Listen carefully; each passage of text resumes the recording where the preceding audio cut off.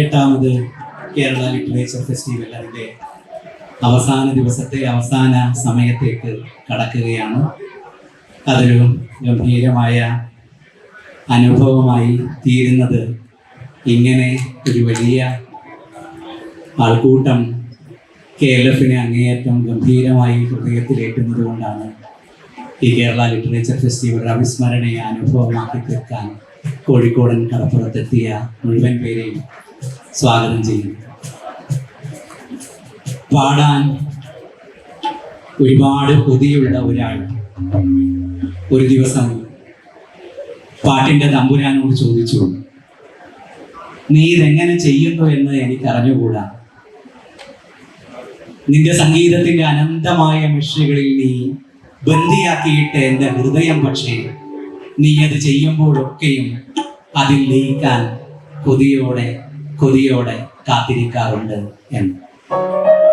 ഈ കൊതി രവീന്ദ്രനാഥ ടാഗോറിന്റെ കൊതിയാണ്. ഇതിനേക്കാൾ കൊതിപ്പിക്കുന്ന ഭാഷയിൽ ടാഗോർ അത് ഗീതാഞ്ജലിയിൽ എഴുതിയിട്ടുമുണ്ട്.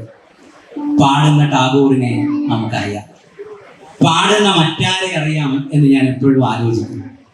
പാടുന്നൊരു സുനിൽ ഗംഗോപാധ്യായയോ പാടുന്നൊരു മഹാശ്വേതാദേവിയെയോ നമുക്കറിയില്ല. ഒരു പാട്ടുപെട്ടിയുടെ കീഴെ ഇരിക്കുന്ന വൈക്കം മുഹമ്മദ് ബഷീറിന്റെ ചിത്രം നമ്മൾ കണ്ടിട്ടുണ്ട്. പക്ഷെ പാടുന്ന ബഷീറിനെ നമുക്ക് ഇമാജിൻ ചെയ്യാൻ കഴിയില്ല. പാടുന്ന OV വിജയനെയോ പാടുന്ന തകഴിയെയോ പാടുന്ന MD വാസുദേവൻ നായരെയോ പാടുന്ന M മുകുന്ദനെയോ മനസ്സിൽ കാണാൻ പറഞ്ഞാൽ നമ്മൾ ചിരിക്കും. രവീന്ദ്രനാഥ ടാഗോറിന് ശേഷം പാടുന്ന ഒരു സർഗാത്മക സാഹിത്യകാരനെ മാത്രമേ ഞാൻ കണ്ടിട്ടുള്ളൂ.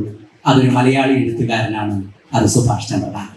അഭിമാനത്തോടെ സന്തോഷത്തോടെ 8ാമത് കേരള ലിറ്ററേച്ചർ ഫെസ്റ്റിവലിലേക്ക് സുഭാഷ് ചന്ദ്രനെ സ്വാഗതം ചെയ്യുക.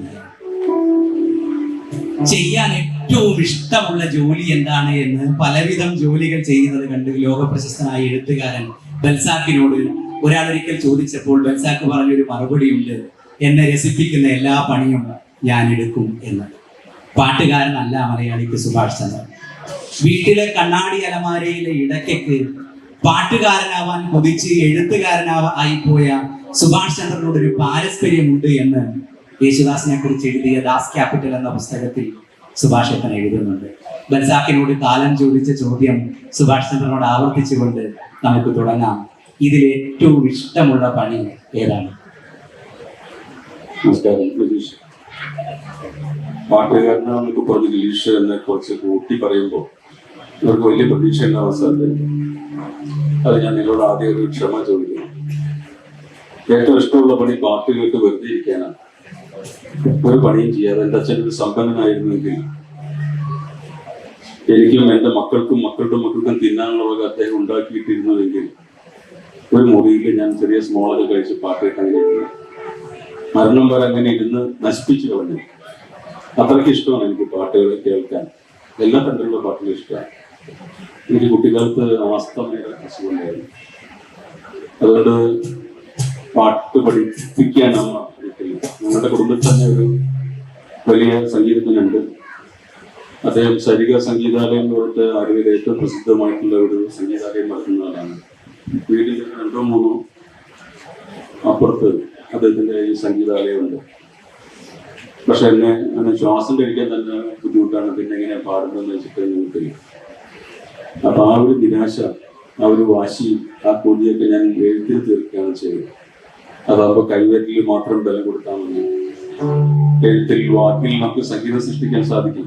ശ്രദ്ധിച്ചു നോക്കിയാല് ഈ സംഗീതം, സാഹിത്യം, സരസ്വതി, സ്ഥാനദ്വയം എന്നൊക്കെ പറയുന്നത് വാസ്തവമാണ്. കാരണം ഈ ആധാരശ്രുതി അങ്ങനെയൊക്കെ പറയുന്ന കുറെ കാര്യങ്ങൾ സംഗീതത്തിൽ എന്നതുപോലെ എഴുത്തിലുമുണ്ട്. നമ്മൾ നല്ല എഴുത്താണ് തിരിച്ചറിയുന്നത് അതിൽ ശ്രുതി ശുദ്ധമായിട്ടുള്ള സംഗീതം കേട്ടു തുടങ്ങുമ്പോഴാണ്. നല്ല കവിത വായിക്കുമ്പോൾ, നല്ല ഗദ്യം വായിക്കുമ്പോൾ, നല്ല നോവൽ വായിക്കുമ്പോൾ എല്ലാം നമ്മളെ അതിൽ തളച്ചിടുന്ന ഘടകം ശരിക്കും അതിന്റെ സംഗീതാത്മകതയാണ്. അതുകൊണ്ട് സരസ്വതിയുടെ ഇടത്തെ മുല കിട്ടിയില്ലെങ്കിലും വലത്തെ മുല കൊണ്ട് തൃപ്തനായി ജീവിക്കുന്ന ഒരാളാണ്. ശാസ്താംപാട്ടിന് ഉടുക്കുകൊട്ടി പാടാൻ പോകുന്ന അച്ഛനെ കുറിച്ച് സുഭാഷ് ഏട്ടൻ ഒരിക്കൽ എഴുതിയിട്ടുണ്ട്. വീട്ടിൽ വലിയ ഗൗരവത്തിലിരിക്കുന്ന ഈ മനുഷ്യന്റെ ഉള്ളിൽ ഒരു താളമുണ്ട് എന്ന് അതുവരെയും ഞാൻ വിചാരിച്ചിരുന്നില്ല എന്ന്. ഒരുപക്ഷെ മലയാളത്തിന്റെ വായനാ ലോകം സുഭാഷ് ചന്ദ്രനെ കുറിച്ച് പറയാനിടയുള്ളതും അതുതന്നെയാണ്. അച്ഛനല്ല അമ്മയാണ് സുഭാഷ് ഏട്ടന്റെ വഴി എന്ന് സുഭാഷ് ചന്ദ്രൻ വായിക്കുമ്പോൾ എപ്പോഴും തോന്നാറുണ്ട്. 17-ാം വയസ്സിൽ എഴുതിയ ഈഡിപ്പസിന്റെ അമ്മ മുതൽ പറുദീസ നഷ്ടത്തിലെ നരേന്ദ്രൻ മുതൽ സമുദ്രശില മുതൽ സുഭാഷ് ചന്ദ്രനെ വായിച്ചവർക്ക് അമ്മയാണ് വഴി എന്ന് തോന്നിയിട്ടുണ്ട്. അമ്മ എപ്പോഴെങ്കിലും പാടുമായിരുന്നു? അതോ അച്ഛന്റെ പഴയ ഉടുക്കിലാണോ സുഭാഷ് ഏട്ടന്റെ സംഗീത കാമനകൾ ഇപ്പോഴും മുടക്കി കിടക്കുന്നത്? അത് നല്ല ചോദ്യമാണ്. എല്ലാ എഴുത്തുകാരെയും എല്ലാ കലാകാരന്മാരെയും എന്ന് എടുത്തി പറഞ്ഞു, എല്ലാ കലാകാരന്മാരെയും അമ്മമാരുടെ മക്കളാണ്, അച്ഛന്മാരുടെ മക്കളാണ്.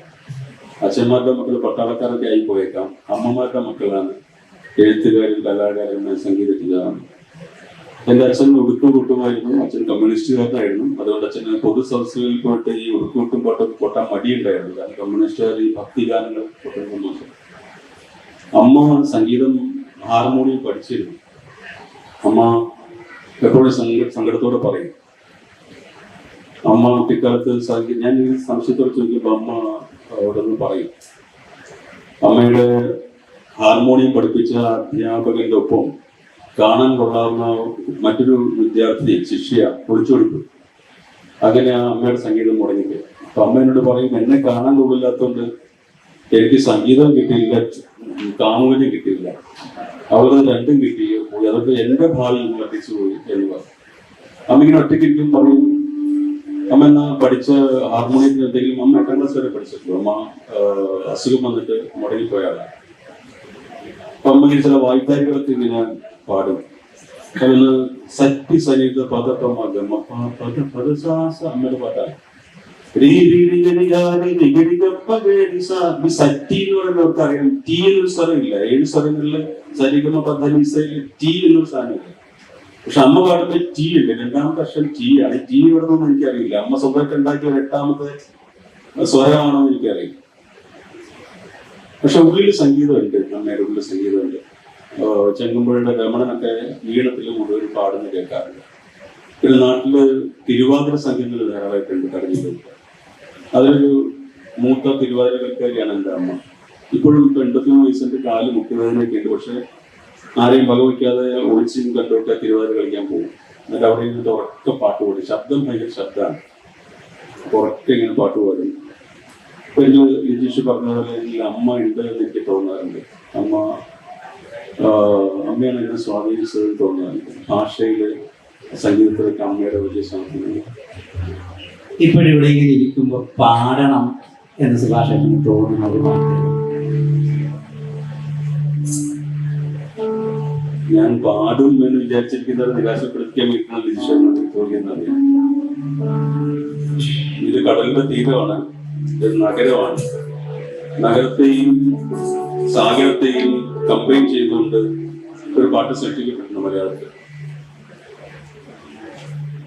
നഗരം നഗരം മഹാസാഗരം മഹാസാഗരം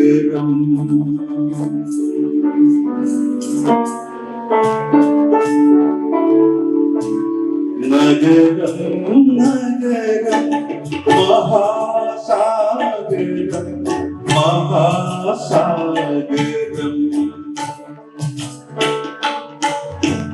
കളിയും ചിരിയും ചളിയും ചുഴിയും താഴെ പുറമേ പുഞ്ചിരി ചൊരിയും സുന്ദരി പിരിയാൻ വിടാത്ത കാമുകി പിരിയാൻ വിടാത്ത കാമുകി നഗരം നഗരം മഹാസാഗരം മഹാസാഗരം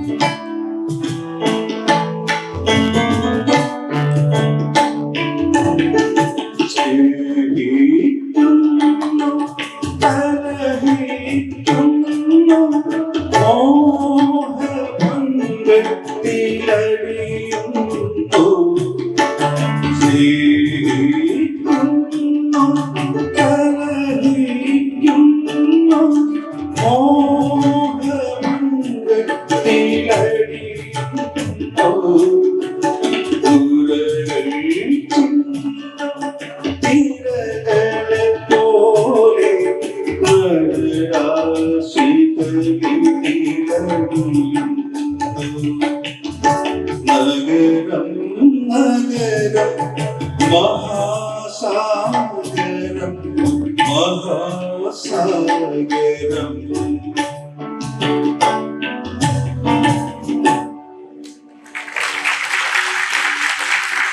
മലയാള ഭാഷകൻ മാദക ഭംഗി എന്ന പാട്ട് സുഭാഷേട്ടൻ പാടും എന്ന് കരുതിയാണ് ഞാൻ ആ ചോദ്യം ചോദിച്ചത്. പക്ഷെ ഈ കടലിനും ഈ നഗരത്തിനും ഈ പാട്ടാണ് നല്ലത്. നഗരമേ നല്ലത്. പി ഭാസ്കരൻ്റെയും കെ രാഘവൻ മാഷിൻ്റെയും നഗരമേ നന്ദി എന്ന ചിത്രത്തിലെ യേശുദാസ് പാടിയ പാട്ടാണ്.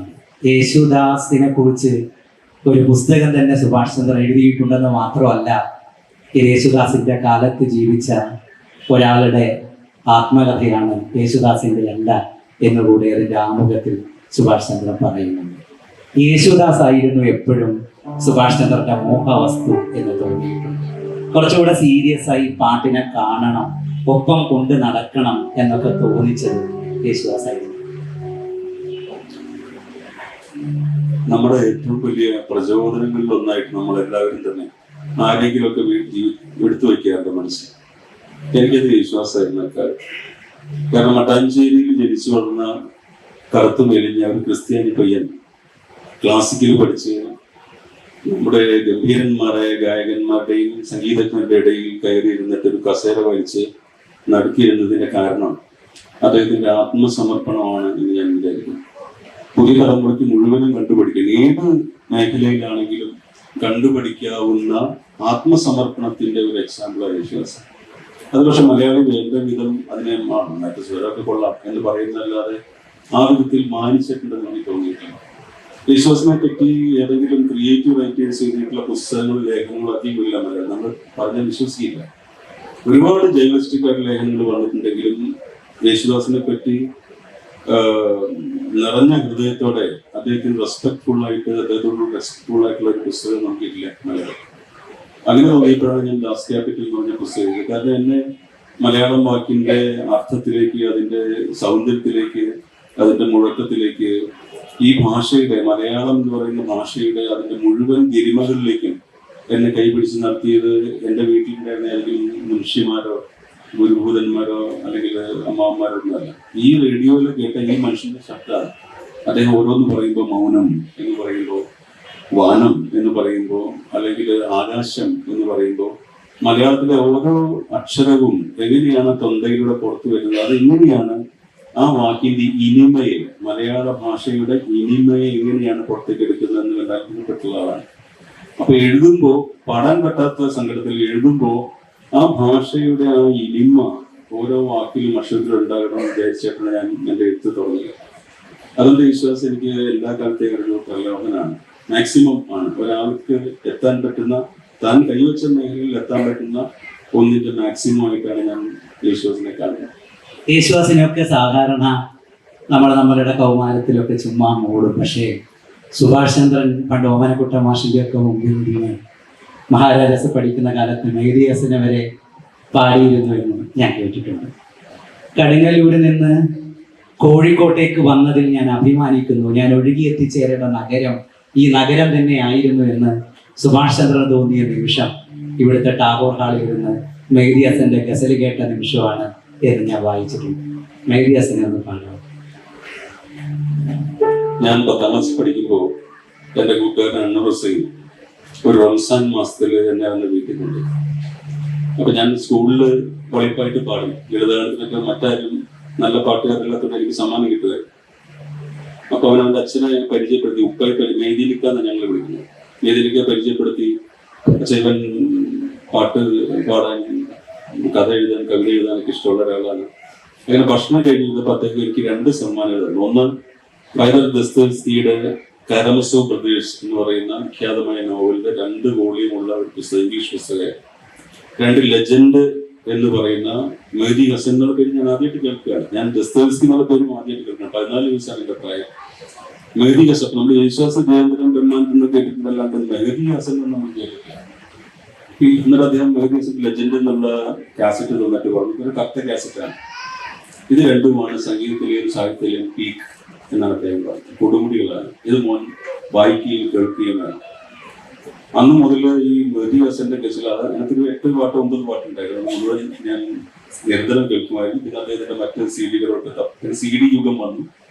CD-കൾ കേൾക്കും. ഇപ്പോൾ എൻ്റെ കയ്യിൽ മിക്കവാറും നമ്മുടെ പുതിയ രീതി അനുസരിച്ചെല്ലാം നമ്മുടെ കയ്യിലുണ്ടല്ലോ. അപ്പോൾ ദസ്തേവ്സ്കിയുടെ വായനയിലൂടെ സാഹിത്യത്തിലേക്കും മെഹദി ഹസന്റെ ഗസലുകളിലൂടെ സംഗീതത്തിലേക്കും ഒരേ സമയത്തായിരുന്നു ഞാൻ കടന്നു വന്നത്. എൻ്റെ 2 കഠിനമായ ഇഷ്ടങ്ങൾ അന്ന് ആ റംസാൻ ദിവസത്തിൽ തുടങ്ങി. അപ്പൊ അതിനകത്ത് എല്ലാ പാട്ടുകളും എനിക്ക് ഓർമ്മയുണ്ട്. മെഹദി ഹസന്റെ ഏതെങ്കിലും പാട്ട് പാടാം.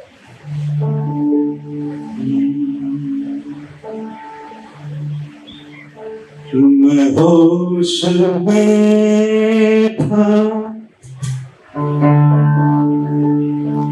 तो फिर उस पे मर गया कैसे, इस शहर में लहू में उतर गया कैसे,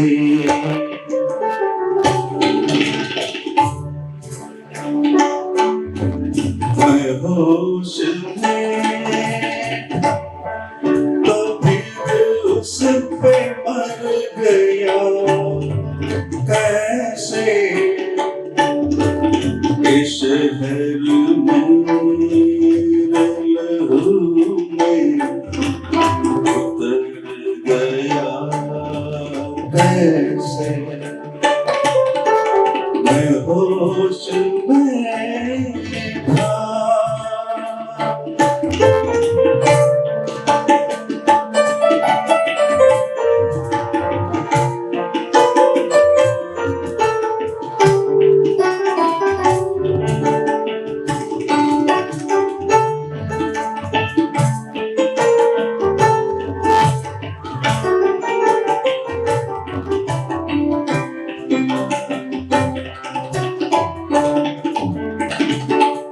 कुछ उसके दिल में लगावट जरूर थी वरना, कुछ उसके दिल में लगावट जरूर थी वरना, कुछ उसके दिल लगावट जरूर थी वरना,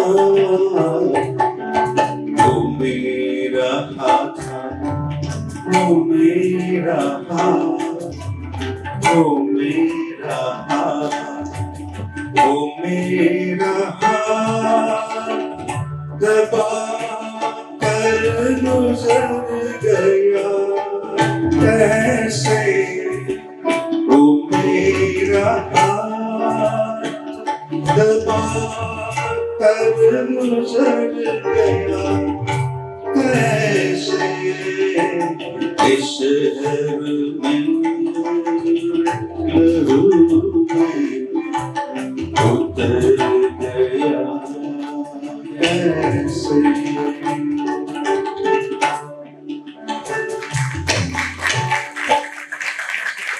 ഈ മെഹദി ഹസനൊക്കെ പാടുക വെച്ചാൽ ക്ലാസിക്കൽ മാക്സിമം പഠിച്ചവർക്ക് മാത്രമേ പറ്റുള്ളൂ. അതൊക്കെ ക്ഷമിക്കണം.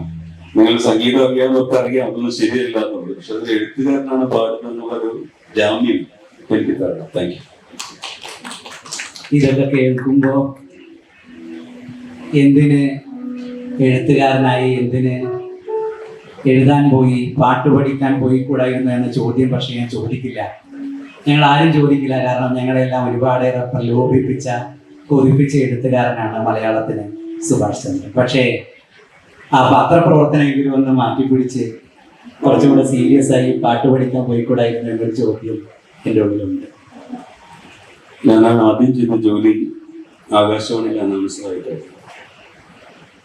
കൊച്ചിയിൽ കാക്കനാട് നിലയത്തിലെ കാഷ്വൽ അനൗൺസറായിരുന്നു. അപ്പോൾ ലോകത്തിലെ ഏറ്റവും നല്ല ജോലിയാണ് ആകാശവാണിയിൽ അനൗൺസിംഗ് കേൾക്കുന്നത്. കാരണം നല്ല നല്ല പാട്ടുകൾ സെലക്ട് ചെയ്ത് കേട്ടിട്ട് ശമ്പളം മേടിച്ചിരിക്കാം. നല്ല ശമ്പളം കിട്ടും, സുഖമായിട്ട് AC മുറിയിൽ സ്വസ്ഥമായിട്ട് ഇരിക്കാം, നല്ലോണം പാട്ട്, നമുക്ക് ഇഷ്ടമുള്ള പാട്ടുകൾ കേൾക്കാം. അപ്പൊ ഞാൻ ആദ്യമായിട്ട് എനിക്ക് പാട്ടുകൾ അവതരിപ്പിക്കാനുള്ള ആദ്യത്തെ ദിവസം ഞാൻ വിചാരിച്ചു ഏത് പാട്ട് അവതരിപ്പിച്ചുകൊണ്ട് ഞാൻ തുടങ്ങും എന്ന്. അന്ന് 22 വയസ്സാണ് എന്റെ പ്രായം, എന്നെ കഴിഞ്ഞിട്ടേ. അപ്പൊ നിർമ്മാല്യം എന്ന് പറയുന്ന സിനിമയിൽ ബ്രഹ്മാനന്ദൻ പാടിയ ഒരു പുള്ളൂർ പാട്ടുണ്ട്. അത് നാവൂർ പാട്ടാണ്, നാവൂർ പാട്ടാണ്. PJ ആന്റണി അവതരിപ്പിക്കുന്ന കഥാപാത്രം വെളിച്ചപ്പാടാണ്. അദ്ദേഹത്തിന് ഗതികേടുണ്ട്. ഒരു സമ്പന്നന്റെ വീട്ടിൽ, ഇവിടെ പ്രഭുവിന്റെ വീട്ടില് ഇറക്കാൻ വേണ്ടി പോവാണ്, കുറച്ച് പൈസ കഴിക്കാൻ വേണ്ടി പോവാണ്. അപ്പൊ അവിടുത്തെ ഗംഭീരനായ കുഞ്ഞിനെ ഉമ്മർത്ത് അമ്മമാർ കുഞ്ഞായിരിച്ചിട്ട് അവിടെ നാവൂർ, ഇതിന് കണ്ണേര് തട്ടാതെ നാവൂർ പാടുന്ന രംഗമാണ്. അതാ മതിൽക്കെട്ടിന് പുറത്തു നിന്നുകൊണ്ട് PJ ആന്റണി ഇങ്ങനെ തല കുനിച്ച് നിന്ന് കേൾക്കുന്ന രംഗത്തിലാണ് ബ്രഹ്മാനന്ദൻ പാടുന്ന ഈ പാട്ടുള്ളത്. ശ്രീ മഹാദേവൻ തന്റെ ശ്രീമുള്ളോ കുടം കൊണ്ട ഓമനമുണ്ടീടെ ഓമനമുണ്ടീടെ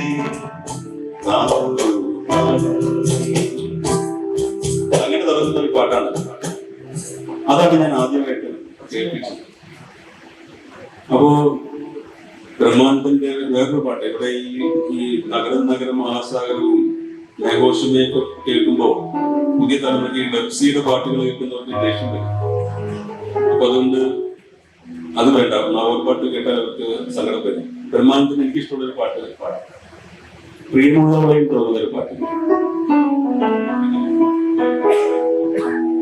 യേശുദാസിന്റെ ജയചന്ദ്രന്റെ മാസ്മരികമായിട്ടുള്ള ആലാപനത്തിൽ മങ്ങിപ്പോയിട്ടുള്ള ചില പാട്ടുകാർ നമുക്കുണ്ട്.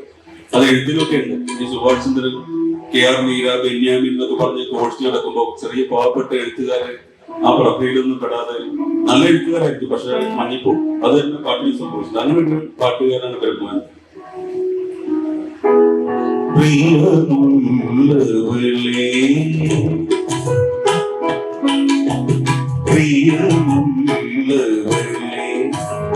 നിനക്കു വേണ്ടി പിന്നെയും നവസ്വപ്നോപഹാരം ഒരുക്കി ഞാൻ നിനക്കു വേണ്ടി മാത്രം പ്രിയമുള്ളവനേ.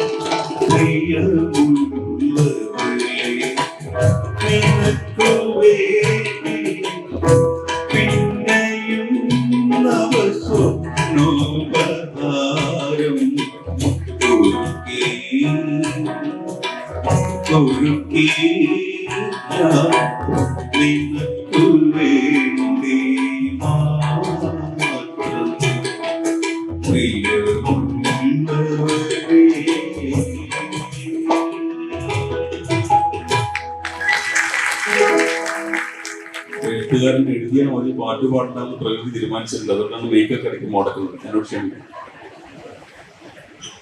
യേശുദാസിൽ നിന്ന് നേരെ ജയചന്ദ്രനിലേക്ക് വരുമെന്ന് വിചാരിക്കുമ്പോഴാണ് സുഭാഷേട്ടൻ ബ്രഹ്മാനന്ദനിലേക്ക് പോയത്. എം കൃഷ്ണൻ നായർ സംവിധാനം ചെയ്ത പഴയൊരു പ്രേംനസീർ പടം മന്ത്രകോടിക്ക് വേണ്ടി ജയചന്ദ്രൻ പാടിയ ഒരു പാട്ട്, മലരമ്പൻ എഴുതിയ എന്ന പാട്ട് ആണ് ജയചന്ദ്രന്റെ പാട്ടായി നേരിട്ട് ഫോണിലൂടെ സുഭാഷ് ചന്ദ്രൻ പാടി കേട്ടത് എന്ന് ഞാൻ കേട്ടിട്ടുണ്ട്.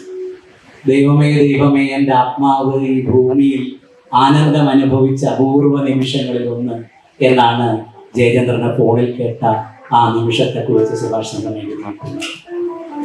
പെൺചന്ദ്രനോട്, അതിൻ്റെ നിലാവിനോട് മാത്രം എനിക്ക് ഉപമിക്കാൻ കഴിയുന്ന ജയചന്ദ്രൻ എന്ന് ജയചന്ദ്രനെ കുറിച്ച് സുഭാഷ് ചന്ദ്രൻ പറഞ്ഞിട്ടുണ്ട്. ജയചന്ദ്രൻ എന്ന് പറഞ്ഞു. എന്റെ ഒരു സുഹൃത്ത്, നമ്മുടെ എഴുത്തുകാരി ഗ്രേസി ടീച്ചറിന്റെ ഭർത്താവിന്റെ അനുജൻ കക്കുച്ചേട്ടൻ ഞങ്ങൾ വിളിക്കുന്ന അശോക് കുമാർ, അദ്ദേഹം കോഴിക്കോട് എന്താ ആവശ്യത്തിന് വന്നപ്പോൾ എന്നെ വിളിക്കുകയും ഞങ്ങൾ അദ്ദേഹത്തിന്റെ ഹോട്ടൽ മുറിയിൽ ഇരിക്കുകയും ചെയ്തു. അപ്പൊ ഞങ്ങൾ പാട്ടിനെ പറ്റി പൊതുവായിട്ട് പറഞ്ഞു വന്നു. ഞങ്ങൾ ചെറിയ സ്മോളൊക്കെ കഴിച്ച പാട്ടിനെ പറ്റി മാത്രമേ പറയൂ. അപ്പൊ അങ്ങനെ പറഞ്ഞു വന്നപ്പോ അദ്ദേഹം പറഞ്ഞു, ജയേട്ടനെ പരിചയമുണ്ടോ? ഞാൻ ജയചന്ദ്രനെ പരിചയമുണ്ടോ? ഇല്ലല്ലോ, കാര്യം പരിചയമില്ല. അപ്പൊ ഞാൻ വിളിക്കാം, അദ്ദേഹം വിളിച്ചു. ജയേട്ട, എന്റെ അടുത്ത് മലയാളത്തിൽ വലിയ എഴുത്തുകാരിപ്പുണ്ട്. അപ്പൊ ഞാനത് പൊങ്ങി, ഞാൻ കൊടുക്കാം, ഫോൺ എനിക്ക് തന്നു. ജയചന്ദ്ര സാറില്ലേ, നമ്മുടെ പേരെന്തെന്ന് പറഞ്ഞു. സുഭാഷിന്റെ ഞാൻ കേട്ടിട്ടില്ല കേട്ടോ. അതോട് തളർന്നു. ഞാൻ ജയേട്ട, ഞാൻ അങ്ങയുടെ എല്ലാ പാട്ടും കേട്ടിട്ടുണ്ട്, ഞാൻ അങ്ങനെ അറിയപ്പെടുന്ന എഴുത്തുകാരനൊന്നുമല്ല. അല്ല പറഞ്ഞാൽ ഞാൻ സാഹിത്യമൊന്നും വായിക്കാറില്ല, അതുകൊണ്ടാണ് ഞാൻ കേട്ടില്ല. സോറി കേട്ടോ, സോറി ഒന്നും പറഞ്ഞിട്ടില്ല, ആരും കേട്ടിട്ടില്ല. ഈ പുള്ളിയൊന്നും കേട്ടില്ല, ഇപ്പൊ കേട്ടിട്ട്. അപ്പൊ ഞാൻ പറഞ്ഞു, എനിക്ക് പക്ഷെ അങ്ങനെ ഒന്ന് സങ്കടപ്പെടുത്തിയാൽ പരിഹാരമായിട്ട് എനിക്കൊരു പാട്ട് പാടിത്തരാം. അപ്പൊ ഇത് കേട്ടോ, യേശുദാസിനോടൊന്നും നമുക്ക് ചിന്തിക്കാൻ പറ്റില്ല. യേശുദാസ് മാത്രമല്ല, പുതിയ തലമുറയിൽ വെബ്സീൻ എന്ന് പറഞ്ഞാൽ ചോദിക്കാൻ പറ്റില്ല. എം.ജി. ശ്രീകുമാറിനോട് പരിചയപ്പെട്ടോടൊന്നും പാട്ട് ചോദിക്കാൻ പറ്റില്ല. അപ്പൊ ഞാൻ ജയചന്ദ്രന് മാത്രം പാടാൻ പറ്റുന്ന ഒരു പാട്ടുണ്ട് മലയാളത്തിൽ. അപ്പൊ ഞാനതിങ്ങനെ പറഞ്ഞു, അല്ലോ നല്ല പാട്ടല്ലേ, അത് ഞാൻ പാടിത്തരാൻ പറഞ്ഞു. ആദ്യമായിട്ട് പരിചയപ്പെടുന്ന ഒരു പയ്യന്, ഇത് കുറെ കാലം മുമ്പാണ്, 20 വർഷം മുമ്പ്.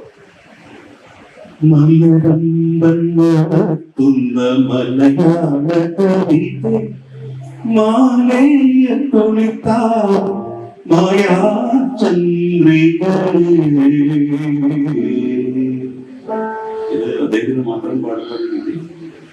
ഹേമന്ത സ്വപ്നങ്ങൾ വിടരും രോമാഞ്ചമഞ്ചം ഹൃദയം പനിനീരു ചാലിച്ചുരധരം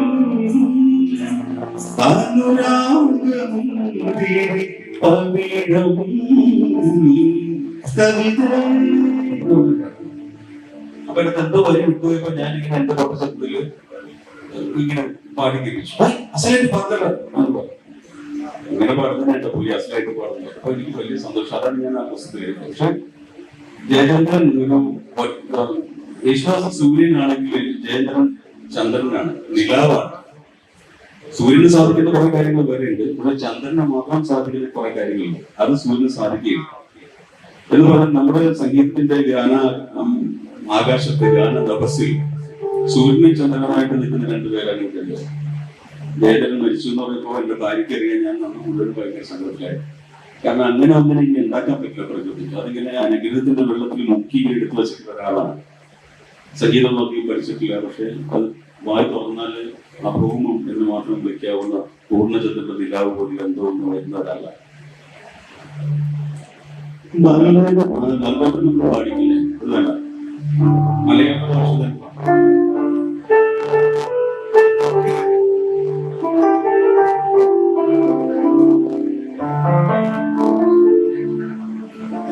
മലയാള ഭാഷ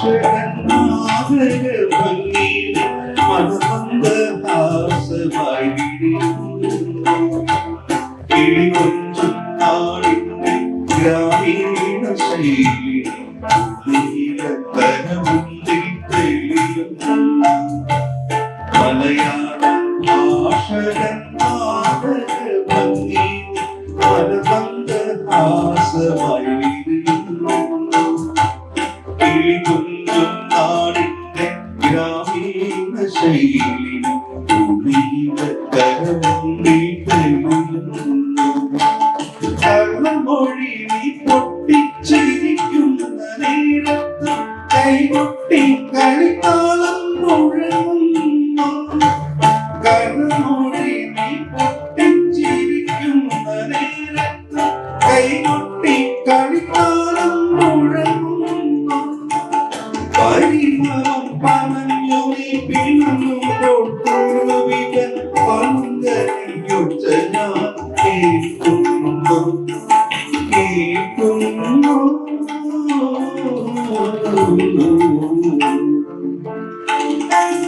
മലയാള ഭാഷകന്മാരുടെ ഭംഗി മനമന്ദഹാസമായി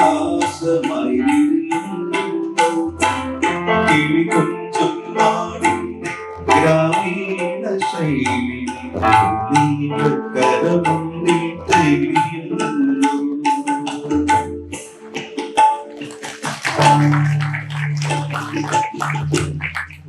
താങ്ക് യു. ഞാനിങ്ങനെ സുഭാഷേട്ടൻ ഇന്ന് പാട്ടുപാടുന്നു എന്ന് പറഞ്ഞ സമയത്ത് എനിക്ക് ഒരാൾ ഇന്നൊരു കത്ത്, ഒരു പഴയ കത്ത് അയച്ചു. ആ കത്ത് അയക്കുമ്പോൾ അയാൾ എനിക്ക് അതൊരു 10-30 വർഷം മുമ്പ് ആ പോസ്റ്റ് കാർഡിൽ ആ കൊല്ലമൊക്കെ ഉണ്ട്, കുറേ വർഷം മുമ്പ് അയച്ച ഒരു കത്താണ്. അയാൾ എനിക്കൊരു വോയിസ് അയച്ചു. അത് നിങ്ങൾക്ക് കേൾക്കാൻ പറ്റുമോ എന്ന് എനിക്കറിയില്ല. യൂണിവേഴ്സിറ്റിയില് കഥ എഴുതാൻ വേണ്ടിയിട്ടാവും വന്നിരുന്നു. വീട്ടിൽ നിന്ന് വേണ്ടിയിട്ടാവും പോയത്. ഞങ്ങൾ ഒന്നിച്ച തിരുവല്ലയിലെ തിരുവല്ല വെച്ചിട്ടായിരുന്നു ഇപ്പൊ അമ്മയും അമ്മൂമ്മയും അവനെ സമ്മാനം കിട്ടാൻ വേണ്ടി പ്രവർത്തിക്കാന്ന് പറഞ്ഞു. ഉണ്ണിയാറിന്റെ ശബ്ദമാണത്.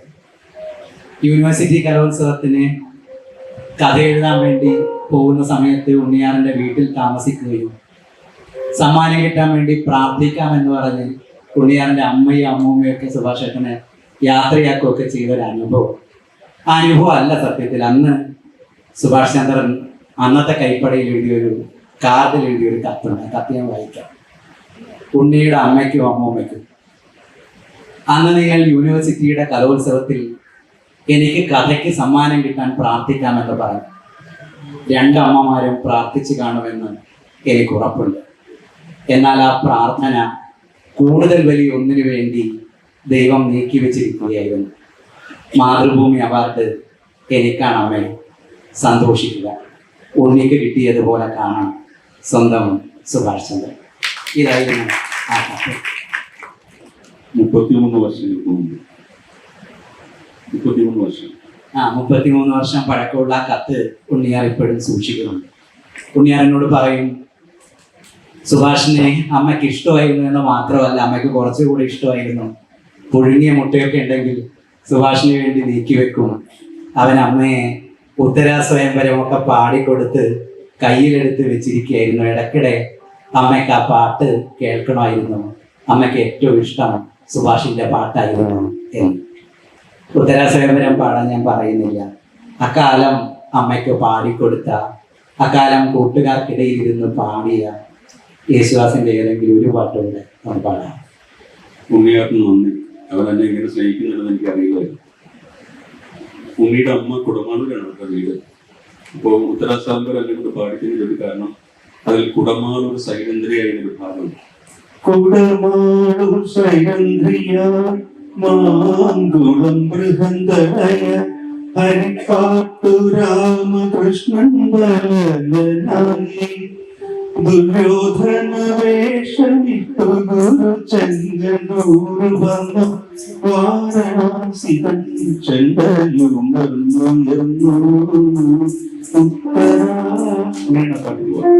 അപ്പൊ ഈ കുടമാളൂർ കലാകാരന്മാരൊക്കെ ഇവരുടെ ബന്ധം. അപ്പൊ ആ പാട്ട് എന്റെ അങ്ങനെ രാത്രി ഇരിക്കുമ്പോൾ കേൾക്കാനായിട്ട് അമ്മ പാടിക്കാത്ത.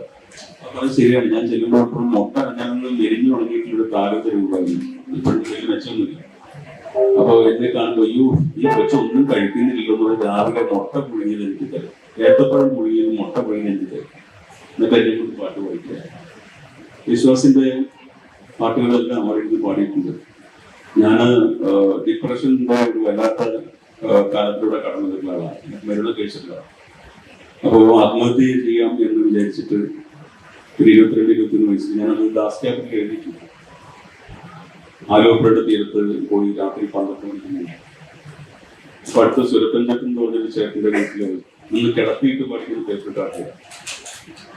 അപ്പൊ അതില് ഞാനിങ്ങനെ വാച്ച് അഴിച്ച് പുഴയിലേക്ക് വലിച്ചത്. കാരണം വാച്ച് നെറ്റ് കൂടി വീഴുന്ന മോശം, അതുകൊണ്ട് വാച്ച് ആദ്യം കളഞ്ഞിട്ട് ചാടാനായിട്ട് നിൽക്കുമ്പോൾ ഒരു പാട്ട് ഈ വീട്ടിൽ നിന്ന് കേൾക്കുന്നത് സുരപ്പഞ്ചാട്ട വീട്ടിൽ. ആ പാട്ട് വരുന്ന സമയത്ത് വെറുതെ ആകാശത്തേക്ക് നോക്കിയപ്പോ പൂർണ്ണചന്ദ്രൻ കുടിച്ചു നിൽക്കുക, പൗർണമിയുള്ള രാത്രി. അപ്പൊ നമുക്ക് ചാവാനുള്ള പ്രലോഭനം കൂടുക ചെയ്യാം. പൗർണമി അറിയാലോ, ഈ ചാവാൻ നോക്കിയിട്ടുണ്ടെങ്കിൽ അറിയാം. ഈ പൗർണമി വരുമ്പോൾ നമുക്ക് കൂടുതൽ കൺഫ്യൂഷൻ വരും, ഇത് അവസാനിപ്പിക്കാൻ. അപ്പോ ആ പാട്ട് കേട്ടുകൊണ്ടിരിക്കുമ്പോൾ ഞാൻ ആദ്യമായിട്ട് കാണുന്നത് പൂർണ്ണചന്ദ്രനിൽ കാണുന്ന പാട് നമ്മൾ മുമ്പ് കേട്ടുള്ളത് പോലെ കലമാനവും മുയൽക്കുട്ടിയല്ല, സുതാര്യമായിട്ടുള്ള അമ്മയുടെ ഗർഭപാത്രത്തിൽ തലകീഴായി ശയിക്കുന്ന നമ്മൾ തന്നെയാണ്. ഇനി നമുക്ക് പറയാം, അത് പൊക്കൽക്കുടി അടക്കമുള്ള കുഞ്ഞ് തലകീഴായി കിടക്കുന്ന നിഴൽ ചിത്രമാണ് നമ്മൾ പൂർണ്ണേണ്ടതിൽ കാണുന്നത്. അത് എനിക്ക് എപ്പോഴും തോന്നിയൊരു ഇമേജാണത്. അത് ഇത് എഴുതി വെച്ചിട്ട് ചാവാമല്ലോ എന്ന് പെട്ടെന്ന് തോന്നി. കാരണം ഇപ്പൊ ചത്ത കളി പോകും, വേറെ ആരൊക്കെ എഴുതിയപ്പോ ലീലാവ് ടീച്ചർ എഴുതിയിട്ടുണ്ടല്ലോ പുസ്തകത്തിന്റെ അവതാരികയില്. പല വലിയ കേമന്മാർക്ക് നോക്കേണ്ടായിട്ട്. പക്ഷെ പൂർണ്ണചന്ദ്രനിൽ കാണുന്നത് അമ്മയുടെ സുതാര്യമായ ഗർഭപാത്രത്തിൽ ശയിക്കുന്ന ശിശുവാണ് എന്ന് എഴുതാൻ ഒരു സുഭാഷ് ചന്ദ്രനോട് ഉണ്ടായിട്ടുള്ള ഒരു പുകഴ്ത്തി സന്തോഷത്തോടെ പറയുന്നു. അപ്പൊ അത് എഴുതാൻ വേണ്ടിയിട്ട് ഞാൻ പിന്തിരിഞ്ഞപ്പോ ഞാൻ കേട്ട പാട്ട് വസുമതി ഋതുമതി എന്നൊരു പാട്ടായിരുന്നു. അതിനകത്ത് ഒരു വരി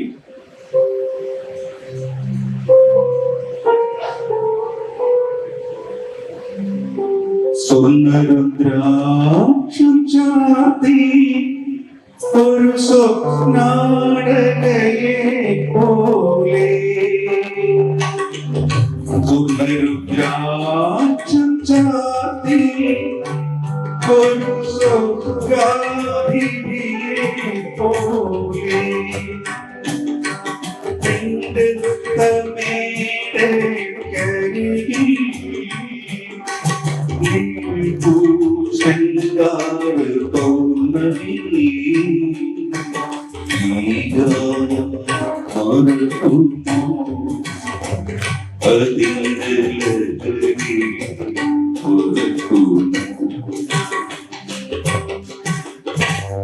വസുമതി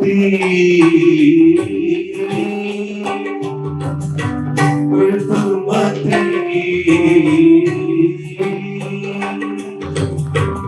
ഇനിയുമരു ഇവിടെ വരൂ ഇന്ന് പുഷ്പധാരമണിയും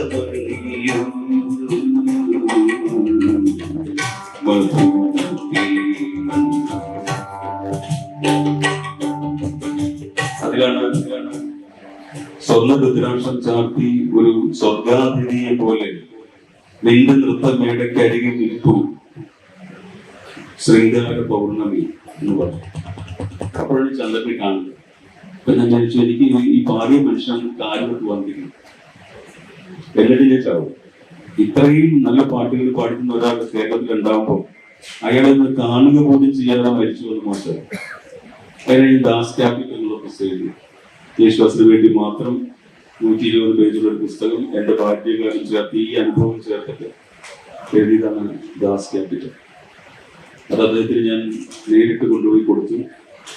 അദ്ദേഹം എന്നെ അനുഗ്രഹിക്കുകയും ചെയ്തു. ഈ കാലത്തിൽ അദ്ദേഹത്തിന്റെ അനുഗ്രഹം എടുക്കാൻ സാധിച്ചതിന്റെ വലിയൊരു ഭാഗ്യമായിട്ട് ഞാൻ കഴിയും. നേരത്തെ ഞാൻ പറഞ്ഞു സുഭാഷ് ഏട്ടൻ കണ്ണാടി അലമാരയിൽ പണ്ടെന്നോ സമ്മാനം കിട്ടിയ ഒരു ഇടയ്ക്ക സൂക്ഷിച്ചു വെച്ചതിനെ കുറിച്ച്. ഞാനൊരിക്കലും വീട്ടിൽ വന്ന സമയത്ത് ഈ അലമാരയിലൊക്കെ ഈ ഇടയ്ക്ക വായിച്ച ഇടയ്ക്ക എവിടെയാണുള്ളതെന്ന് നോക്കുമ്പോൾ അതിൻ്റെ സൈഡിലായി ഇടയ്ക്കയല്ല ഞാൻ കണ്ടത്, ഒരു വീണയാണ് ആദ്യം കണ്ടത്. ജയശ്രീ ചേച്ചി ഇവിടെ ഇരിക്കുന്നുണ്ട്. ഞാൻ ഈ വീണ ആര് സമ്മാനം നിന്നതാണ് എന്ന് ചോദിച്ചപ്പോൾ അവരൊരു സ്വകാര്യം പറഞ്ഞു, സുഭാഷ് ഏട്ടൻ വീണ പഠിക്കുന്നുണ്ട് എന്ന് പറഞ്ഞു. അതെനിക്കൊരു പുതിയ അറിവായിരുന്നു. ഈ അടുത്ത് എന്നോട് ആരോ പറഞ്ഞു സുഭാഷ് ഏട്ടൻ ഒരു സിനിമയിൽ അഭിനയിച്ചിട്ടുണ്ട് എന്ന് പറഞ്ഞു, വേറൊരു സിനിമയിൽ പാട്ട് പാടിയിട്ടുണ്ട് എന്ന് പറഞ്ഞു. അപ്പൊ മലയാളിക്ക് അറിയാത്ത ഇത്തരം അധോലോകങ്ങൾ എന്താണ് സുഭാഷ് ഏട്ടൻ സൂക്ഷിക്കുന്നത്? പാട്ടല്ലാതെ വീണ എനിക്ക് എൻ്റെ ഒരു വലിയ വായനക്കാരി സമ്മാനമായിട്ട് തന്നു. ഞങ്ങളുടെ 25ാമത്തെ വിവാഹ വാർഷികത്തിന് വീട്ടിൽ വന്ന് വീണ സമ്മാനിച്ചത്. അവരുടെ മകള് വീണ വിദുഷിയാണ്. ഇപ്പോ അത് ചെറിയ കുട്ടിയാണ്, 10-22 വയസ്സുള്ള കുട്ടിയാണ്. അപ്പോ അവളെനിക്ക് സ്വരസ്ഥാനങ്ങൾ ആദ്യം പറഞ്ഞു തരികയും ചെയ്തു ഇരുന്ന് എന്റെ മുമ്പിൽ. അപ്പൊ ഞാൻ 10-53 വയസ്സുള്ള വൃദ്ധനാണ്, അവർക്ക് നോക്കുമ്പോൾ അച്ഛൻ്റെ പ്രായ മനുഷ്യനാണ്. അപ്പൊ അവളെന്റെ വായനക്കാരി കൂടിയാണ്. അപ്പൊ ഞാൻ ഒരു ദക്ഷിണ കൊടുത്തിട്ട് കാലിലോട്ട് വന്ദിച്ചു ആ കുട്ടികളെ. അപ്പൊ അവള് ഭയങ്കരമായിട്ട് അയ്യോ എന്നൊക്കെ പറഞ്ഞിട്ട് ഞാൻ പറഞ്ഞു എനിക്ക് ഒന്നും അറിഞ്ഞില്ല വീണയെ പറ്റി. വീണെ പറ്റി എന്നെ കുട്ടിക്കാലത്ത് എനിക്കുണ്ടായിരുന്ന ഒരു കളിപ്പിന് രാവണൻ എന്നായിരുന്നു. ഞാൻ 4ാം ക്ലാസ്സിൽ രാവണനായിട്ട് അഭിനയിച്ചിരുന്നു സ്റ്റേജില് പാല്. അപ്പൊ അന്ന് മുതൽ 10ാം ക്ലാസ് വരെ എന്നെ നശിക്കാനായിട്ട് കൂട്ടുകാർ രാവണൻ കളിയാക്കി വിളിച്ചത്. അപ്പൊ രാവണനെ പറ്റി എനിക്ക് ടീച്ചർ പറഞ്ഞു വിഷമിക്കേണ്ട, രാവണൻ എന്ന് വെച്ചാൽ 10 തല എന്ന് പറയുന്നത് ഈ ബാലെ കാണുന്നവരുടെ വച്ച് കിട്ടിയ 10 തലയെന്നല്ല, അത് 10 തരം കഴിവുകളുള്ള മനുഷ്യനായിരുന്നു രാവണൻ. എന്നിട്ട് രാവണന്റെ 10 തരം കഴിവുകൾ എനിക്ക് പറഞ്ഞു. അദ്ദേഹം വൈണികനായിരുന്നു, വീണാവാദകനായിരുന്നു, നന്നായിട്ട് വീണ വായിക്കായിരുന്നു. അദ്ദേഹം യുദ്ധ വിശാരദനായിരുന്നു, സ്ത്രീകളോട് ഏറ്റവും മാന്യമായിട്ട് പെരുമാറിയ ആളായിരുന്നു. അങ്ങനെ നിരവധിയായിട്ട് കുടുംബം പുലർത്തിയിരുന്ന ആളാണ്. അനുജന്മരെ വളർത്തി വലുതാക്കിയ ഒരു മഹാമനുഷ്യനാണ്. സീതയുടെ ഏറ്റവും മാന്യമായിട്ട് പെരുമാറിയാണ്. നിന്റെ ഭർത്താവിനേക്കാൾ കേവലാണ് ഞാൻ എന്ന് തിരിച്ചറിയുന്ന സന്ദർഭത്തിൽ നീ എന്നോട് വന്നാൽ എന്റെ പട്ടമഹിഷിയാക്കാം ഒന്ന് മാന്യമായിട്ട് തരും. 20 കൈകൾ ഉണ്ടായിട്ടും സീതയെ തൊടാതിരുന്ന ആളാണ്. നമ്മുടെ ചില മുൻ മന്ത്രിമാരൊക്കെ വിമാനത്തിൽ വെച്ച് കൈ നീക്കി പെണ്ണിനെ സ്പർശിച്ചിട്ട് വഴക്കുണ്ടാക്കിയത്. ഇത് പുഷ്പവിമാനം സ്വന്തമായിട്ടുണ്ടായിട്ടും 20 കൈകൾ ഉണ്ടായിട്ടും സീതയെ തട്ടിക്കൊണ്ടുപോകുമ്പോൾ സ്പർശിക്കുക പോലും ചെയ്തു. ഗോവിന്ദസ്വാമിക്ക് 1.5 കൈ ഉണ്ടായിട്ടുള്ളൂ. അവൻ ആലോചിച്ച് പെണ്ണ് തള്ളി മറിച്ചിട്ട് കൊണ്ട് ബലാത്സംഗത്തിൽ കൊന്നു. ഈ ഗോവിന്ദസ്വാമിമാരും ഈ പഴയ മന്ത്രിമാരും ഈ ഇദ്ദേഹത്തെ കണ്ടു പഠിക്കേണ്ടതാണ്. ഇത്രയും കഴിവുണ്ടായിട്ടും കരുത്തുണ്ടായിട്ടും ഒരു സ്ത്രീയെ സ്പർശിച്ചില്ല, അവളുടെ അനുവാദം ഇല്ലാതെ സ്പർശിക്കരുതെന്നുള്ള മാന്യത നമ്മുടെ ആദ്യത്തെ വില്ലൻ ഉണ്ടായിരുന്നു. ഇന്ത്യയിലെ ആദ്യത്തെ വില്ലൻ മാന്യനായിരുന്നു. അപ്പോ രാവണൻ വീണാവാദകനാണെന്ന് അറിഞ്ഞതുപോലെ എന്റെ ഉള്ളില് ഞാൻ വീണ പഠിക്കണമെന്നൊരു അബോധത്തിലുള്ള മോഹം എനിക്കുണ്ടായി. ഞാൻ വയലിൻ കുറച്ചു കാലം പഠിച്ചിരുന്നു. പിന്നെ വീണ ഇപ്പോൾ ഞാൻ യൂട്യൂബൊക്കെ നോക്കിയിട്ട് പ്രാക്ടീസ് ചെയ്തത് ഏറ്റവും ബുദ്ധിമുട്ടുള്ള ഉപകരണമാണ്. സംഗീത ഉപകരണങ്ങളുടെ റാണിയാണ് വീണ. വീണ പഠിച്ചിട്ടുണ്ടെങ്കിൽ പാടാൻ നമ്മുടെ കയ്യിലൂടെയൊക്കെ വലിയ പാട് വരും, അതിന്റെ ശരീരം ഓടിച്ചു. പക്ഷെ എന്നാലും കീഴ്പ്പെടുത്താൻ കൊതി തോന്നുന്ന ഒരു ഉപകരണമാണ് വീണ. നമുക്ക് എന്തെങ്കിലും ചെയ്യണമെന്ന് നമുക്ക് അതേ വലിയവരൊക്കെ അറിയാം. നമുക്കൊരു വിഷയം കിട്ടുമ്പോൾ നമുക്കത് സാധിക്കില്ലെന്ന് തോന്നുന്ന ഒരു വിഷയം കിട്ടുമ്പോഴാണ് നമുക്ക് കൂടുതൽ അതിനകത്ത് ക്രേസ് വരും, അതിനെ നേരിട്ടാൻ ക്രേസ് വരും. അതുപോലെ വീണയുടെ ഏറ്റവും ബുദ്ധിമുട്ടുള്ള ഉപകരണം എന്നുള്ള അറിവ് തന്നെയാണ് വീണ പഠിച്ചിരിക്കണമെന്നൊരു ആഗ്രഹം എനിക്ക് ഉണ്ടാക്കി. ഞാൻ നന്ദിത എന്ന് പറയുന്ന സിനിമയില് പാട്ട് പാടിയിട്ടുണ്ട്. അതാണ് രജീഷ് പറഞ്ഞത്. നന്ദിത നിങ്ങൾക്കറിയാം, വയനാട്ടുകാരിയായിട്ടുള്ളൊരു കവി ആണ്. ആത്മഹത്യ ചെയ്ത കവയിത്രിയാണ്. അവർക്ക് ഫറൂഖ് കോളേജിൽ പഠിക്കുമ്പോൾ അവർക്ക് ഒരു എഴുത്തുകാരൻ സമ്മാനം കൊടുക്കുന്ന ഒരു ചടങ്ങുണ്ട്. അപ്പൊ അതിനകത്ത് ആ റോള് ഞാൻ അഭിനയിച്ചത്. അപ്പൊ കുട്ടികളിങ്ങനെ സാറിന് കവിത ചൊല്ലണം എന്ന് പറയുമ്പോൾ കവിത ചൊല്ലുന്ന പാട്ടായിട്ടാണ് ആ കവിത. അത് ആ സീനിൽ പാടുന്നുണ്ട്. ഞങ്ങൾക്ക് ഇപ്പൊ ഇറങ്ങുമ്പോൾ ഒന്ന് വേറെ പഠിത്തമൊക്കെ അന്വേഷിച്ചിട്ടുണ്ട്. അത് ഞാൻ അനൗൺസ് ചെയ്യുന്ന ഡയറക്ടറോട് പറഞ്ഞു, സുഹൃത്തുക്കളും പറയരുത്, ഞങ്ങൾക്ക് ഭയങ്കരമായിട്ട് അനൗൺസ് ചെയ്യാനുള്ളതാണ്. അത് ഞാൻ പറയുന്നില്ല. ഒരു മഹാനായ മനുഷ്യനായിട്ട് അഭിനയിക്കുന്നത് എന്നെ കണ്ടാൽ അങ്ങനെ തോന്നുന്നതാണ് ഡയറക്ടർ പറഞ്ഞത്. അതുകൊണ്ടാണ് അവരോട് സംഭവം. അപ്പൊ അങ്ങനെ സിനിമയിലുണ്ട്. ക്രിക്കറ്റ് കളി കാണായിരുന്നു ഞാൻ. കപിൽദേവാവുന്ന ആത്മാർത്ഥമായിട്ട് സച്ചിൻ ഇറങ്ങിയപ്പോഴാണ് ഞാൻ റിട്ടയർ ചെയ്തത്. കാരണം അത് നടക്കില്ല എന്ന് നമുക്ക് മനസ്സിലായി. 16 വയസ്സുള്ള സച്ചിനിലേക്ക് 17 വയസ്സുള്ളപ്പോൾ സച്ചിൻ 16 വയസ്സിൽ 1000 സെഞ്ചുറി അടിച്ചു. അപ്പൊ ഞാൻ എന്റെ സെന്റ് ആൽബർട്ട്സ് കോളേജിൽ ടീമിൽ പോലും അംഗത്വം കിട്ടാതെ ഉടർന്ന കാലമായിരുന്നു. അപ്പൊ എനിക്ക് മനസ്സിലായി കഴിവുള്ളത് വേറെ ഇല്ല, നമ്മൾക്കൊക്കെ അതിന് മാറാം. അങ്ങനെ എല്ലാത്തിലും ഭ്രാന്തുള്ള ഒരാളാണ്, എല്ലാത്തിനോടും ക്രേസ് ഉള്ള ഒരാളാണ്. എനിക്ക് ഇഷ്ടമല്ലാത്ത മാർക്സ് പറഞ്ഞതിന് ശേഷം പിന്നെ ആ വാചകം ഞാനാണ് പറഞ്ഞത്. മനുഷ്യനുമായി ബന്ധപ്പെട്ട എല്ലാം എനിക്ക് എന്റേതാണ്, ഒന്നും എനിക്ക് അന്യമാണ്. നമ്മൾ യേശുദാസിനെ പാടി, ജയചന്ദ്രനെ പാടി, മലയാളി എപ്പോഴും ഇവരെയൊക്കെ പാടും. പക്ഷേ പുറത്തു നിന്ന് വന്ന് മലയാളം പാട്ട് പാടിയ ചിലരുണ്ട്, നാം പലപ്പോഴും പാടാൻ മറന്നു. അങ്ങനെ ആരുടെയെങ്കിലും ഒരു പാട്ട് പാടാം. ഒരുപാട് പേര് അങ്ങനെ പാടിയിട്ടുണ്ട് നമ്മുടെ ഭാഷയിൽ. യേശുദാസിന്റെ ആധിപത്യം അവസാനിപ്പിക്കണമെന്ന് ആഗ്രഹിച്ചിരുന്ന കുറെ പേര് കഴിഞ്ഞ ദിവസം. പക്ഷെ അദ്ദേഹത്തിന്റെ കഴിവ് ഒന്നുകൊണ്ട് മാത്രമാണ് അദ്ദേഹം ആർക്കും പരാജയപ്പെടുത്താൻ പറ്റാത്ത ഒരാളായിരുന്നു. ആ സമയത്ത് പുറമേ നിന്ന് ഒരുപാട് നല്ല കാര്യങ്ങൾ നമ്മൾ കൊണ്ടുവന്നു. ഇപ്പൊ കിഷോർ കുമാറിനെ കൊണ്ടുവന്നിട്ടുണ്ട്, ബാലമുരളീകൃഷ്ണൻ എന്ന് പറയുന്ന അതിഗംഭീരനായ SP ബാലസുബ്രഹ്മണ്യം ഓഫ് കോഴ്സ് അല്ല, പക്ഷെ ബാലമുരളീകൃഷ്ണൻ എന്ന് പറയുന്ന ഗംഭീരനായിട്ടുള്ള ഒരു ക്ലാസിക്കൽ സംഗീതത്തിനെ കൊണ്ട് നമ്മൾ പഠിച്ചിട്ടുണ്ട്. ബാലമുരളീകൃഷ്ണന്റെ പാട്ടൊക്കെ നിങ്ങൾക്ക് അറിയാമായിരിക്കും. അദ്ദേഹത്തിന്റെയാണ് ജമുന കിനാരെ എന്നൊക്കെയുള്ള പാട്ട് സ്വാതി തിരുനാൾ എഴുതിയ പാട്ടാണ്. അദ്ദേഹം എഴുതിയ ഹിന്ദുസ്ഥാനി ഗാനമാണ് ജമുന കിനാരെ, സ്വാതി തിരുനാൾ എഴുതിയത്. ബാലമുരളീകൃഷ്ണൻ നമ്മുടെ സ്വാതി തിരുനാൾ എന്നുള്ള സിനിമയിൽ അസാധ്യമായിട്ട് പാടിയിട്ടുണ്ട്. ജമുന കിനാരെ ഗദമതർ മോഹന ബാംസുരി ബജാവേ बांसुरी बजाए जमुना किनारे प्यारे गगन पर मोहन बांसुरी बजाए बांसुरी बजाए कुंज भवन में जमुना किनारे प्यारे गगन पर मोहन बांसुरी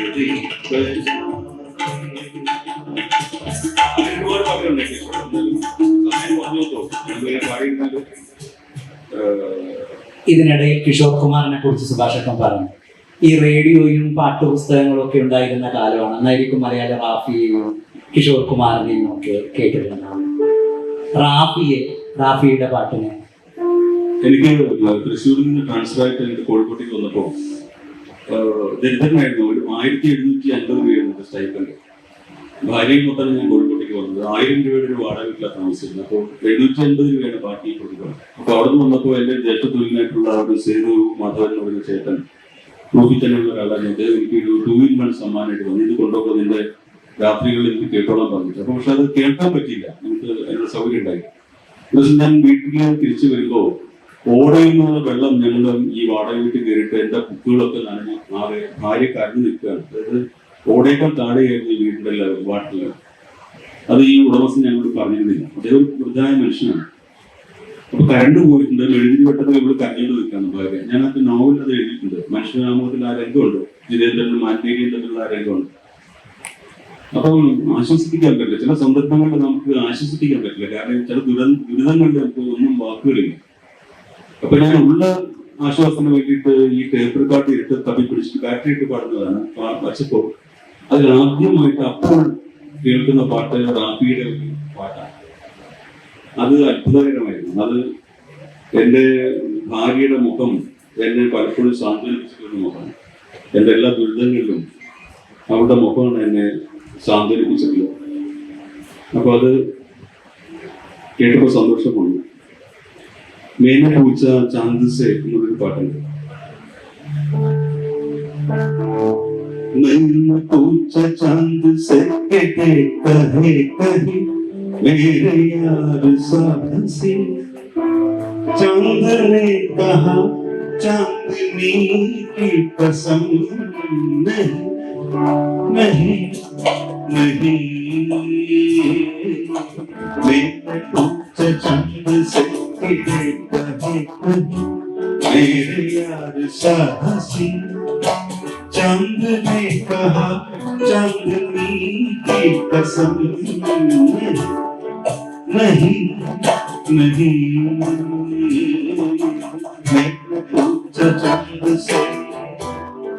ഞാൻ ചന്ദ്രനോട് ചോദിച്ചു, എന്റെ പ്രിയപ്പെട്ടവളേക്കാൾ സുന്ദരമായ എന്തെങ്കിലും നീ ഇവിടെ കണ്ടിട്ടുണ്ടോ? ചന്ദ്രൻ ചന്ദ്രികയെ പിടിച്ച് ആണയിട്ട് പറഞ്ഞു ഇല്ല ഇല്ല ഇല്ല. ഞാൻ കവികളോട് ചോദിച്ചു, എന്റെ പ്രിയതമയേക്കാൾ സുന്ദരമായ മുഖം എവിടെയും കണ്ടിട്ടുണ്ടെന്ന്. കവികൾ കവിതയെ പിടിച്ച് ആണയിട്ട് പറഞ്ഞു ഇല്ല ഇല്ല ഇല്ല. ആ സന്ദർഭത്തിൽ ആ പാട്ടിനെ കൂടി വലിയ പാട്ട് എന്റെ ഭാര്യയ്ക്ക് പാടിക്കൊടുത്തില്ല. അതുകൊണ്ട് റാഫിയോട് എനിക്ക് നന്ദിയുണ്ട്. റാഫിയുടെ ഒരുപാട് എല്ലാ പാട്ടും എന്റെ പ്രിയപ്പെട്ട പാട്ടുകളാണ്. കിഷോറിനെ ഭയങ്കര ഇഷ്ടമാണ്. കിഷോറിന്റെ ശബ്ദവും പൗരുഷം എന്ന് പറഞ്ഞിട്ടുള്ള ശബ്ദം. ഏതെങ്കിലും ഒരു അതിന് സമയം ഉണ്ടാവും അല്ലേ? സമയം ചിങ്കാരി കോയി ബഡ്കേ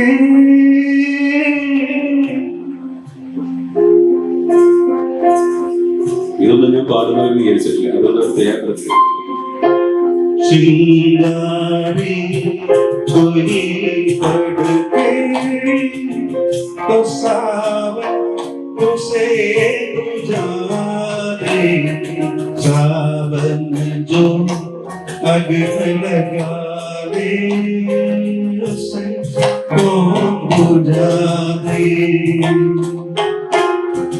चिंगारी कोई पड़के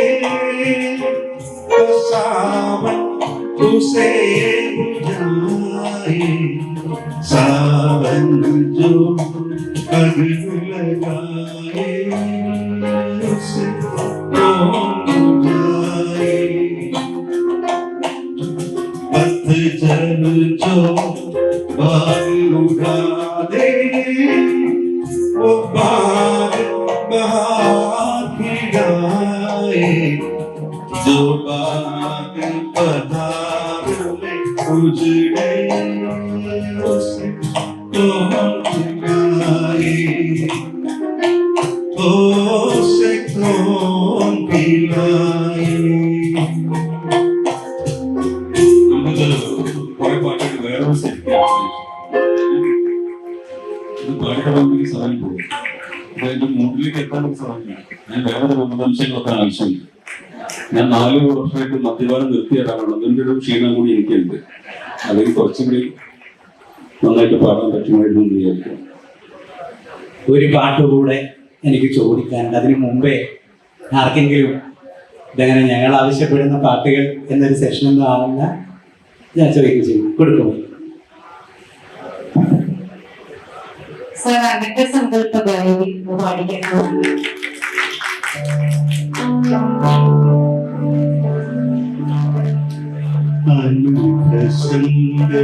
संकल्पगायिके मणिविपञ्चिकादिनी मधुकराङ्गुलस्पर्शनालिङ्गन मदनगरीलन्दे किनारुपै अनन्त संकल्पगायिके मणिविपञ्चिकादिनी मधुकराङ्गुलस्पर्शनालिङ्गन मदनगरीलन्दे किनारुपै मुखपट मुलकच्चमाटी सुखदनर्तन ചെയ്യുന്ന ദിനം കരളമാനസമായാമരാവിക തവ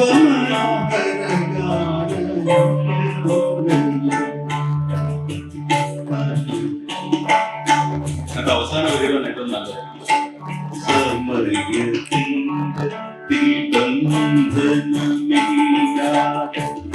മരണസാഗരം പോകുന്ന നാപ്പതി ഒരു മദാലസ ഒഴുകുമെങ്കിലോ ഞാൻ നിത്യകൃതന. സമയതീരത്തിൽ ബന്ധനമില്ലാതെ മരണസാഗരം എത്തുന്ന നാൾ വരെ ഒരു മദാലസ നിർവൃതി ബിന്ദുവായി ഒഴുകുമെങ്കിലോ ഞാൻ നിത്യതൃപ്തനായി എന്നാണ് പറഞ്ഞത്. ഒരു മണിക്കൂർ അങ്ങനെ അങ്ങ് കടന്നുപോയി. ഞാൻ എന്തെങ്കിലുമൊക്കെ പറഞ്ഞ് അവസാനിപ്പിക്കണമെന്നാണ് വിചാരിച്ചത്. പക്ഷേ ഞാനൊന്നും പറഞ്ഞ് അവസാനിപ്പിക്കുന്നില്ല. കടലിനെ കുറിച്ച് പാടിയാണ് സുഭാഷേട്ടൻ തുടങ്ങിയത്. കടലിനെ കുറിച്ച് തന്നെ പാടി സുഭാഷേട്ടൻ്റെ അവസാനം. ടാഗോറിനെ പറ്റി പറഞ്ഞുകൊണ്ടാണ് ലിജീഷ് തുടങ്ങിയത്. ടാഗോറിന്റെ വീട് കാണാൻ ഞങ്ങൾ കുടുംബസമേതം പോയി. അപ്പോൾ ടാഗോറാണ് സംഗീതവും സാഹിത്യവും ഒരേപോലെ കൈകാര്യം ചെയ്യുന്ന ഒരാളെന്ന് പറഞ്ഞല്ലോ. അദ്ദേഹത്തിന്റെ മരണം നടന്ന മുറിയിൽ അദ്ദേഹത്തിന്റെ ഒരു കവിത ഫ്രെയിം ചെയ്ത് വെച്ചിട്ടുണ്ട്. അല്ല അദ്ദേഹം എഴുതിയിരിക്കുന്നു. എൻ്റെ മകൾ അത് കണ്ട് വായിച്ച് കരഞ്ഞത് കണ്ടിട്ടാണ് ഞാൻ പോയി നോക്കിയത്. അപ്പൊ അതിൽ എഴുതിയിരിക്കുന്നു, മരണമേ അങ്ങ് അവസാനം വന്നെത്തുമ്പോൾ എന്നോട് ചോദിക്കും, നീ പാടിയ ഗാനങ്ങൾ അനശ്വരമാണെന്നാണോ പോഴ നീ കരുതുന്നത്? അപ്പൊ ടാഗോർ എഴുത്തുകാരനായിരുന്നു, പക്ഷെ അവിടെ അദ്ദേഹം പാട്ടിനെ പറ്റിയാണ് സംസാരിക്കുന്നത്. ദുഃഖത്തോടെ ഞാൻ പറയും, പ്രഭു, ഞാൻ പാടിയ ഗാനങ്ങൾ അനശ്വരമാണ് എന്ന് ഞാൻ കരുതുന്നില്ല. എന്നാൽ പാടുന്ന നേരത്ത് ഞാൻ ഒരു മാത്ര അനശ്വരതയെ സ്പർശിച്ചിരുന്നു. അത് എഴുത്തുകാരനും കഥാകാരനൊക്കെ ഒരേ സമയം സ്പർശിക്കുന്ന ഒരു നിമിഷമാണ്.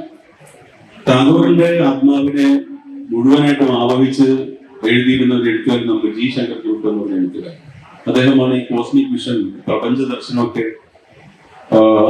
അവതരിപ്പിച്ചിട്ടുള്ള മലയാളത്തിൽ എഴുത്തുകാരൻ. അദ്ദേഹം കടലിനെ പറ്റി തന്നെ എഴുതിയ പാട്ടുണ്ട്, സാഗരഗീതം. അത് പറയുന്നത് നമുക്ക് അവസാനിപ്പിക്കാറുണ്ട്. അതിലേക്ക് വന്നു.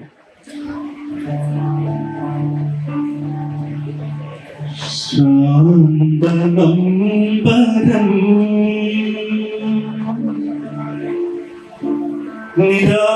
നിരാഘോഷ്മളം സ്വപ്നാക്രാന്തം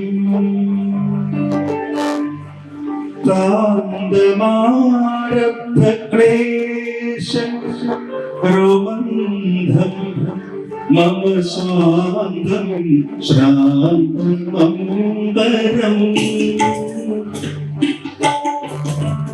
നിദാഘോഷ്മളം സ്വപ്നാക്രാന്തം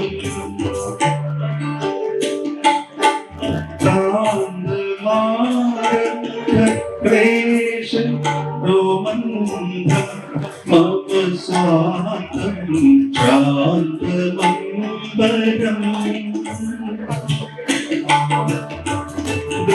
ദുഃഖസാഗര ഭവദ്രൂപദർശനാൻ അർത്ഥസുപ്തമിന്നാത്മാവം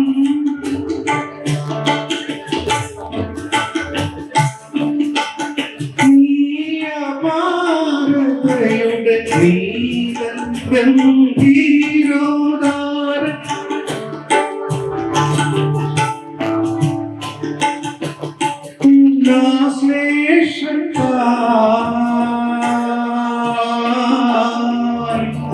എന്മനം ചുംബിക്കുന്നു ശാന്തമംബരം.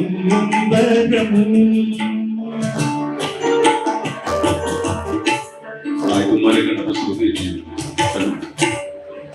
അത് ടോപ്പിൽ പറഞ്ഞ പാട്ടാണ്. എന്റെ തൊണ്ട തീരെ ഉയർത്തുകൊണ്ട് അതിന് ശ്രമിക്കുന്നില്ല. ദൃപ്തസാഗര ഭവദ്രൂപ ദർശനാൽ അർത്ഥസുപ്തം എന്ന ആത്മാവ് അന്തർലോചനം തുറക്കുന്നു.